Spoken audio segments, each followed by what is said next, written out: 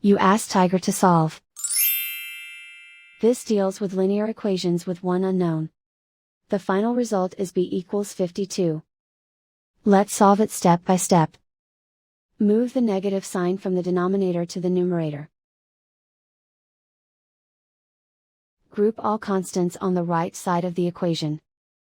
Subtract 8 from both sides. Group like terms.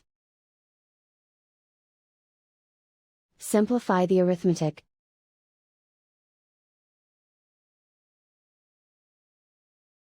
Isolate the b. Multiply both sides by inverse fraction 4 over -1. Group like terms.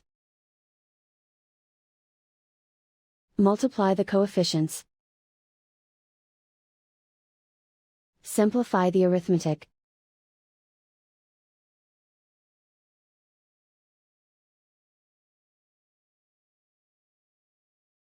And so the final result is b equals 52.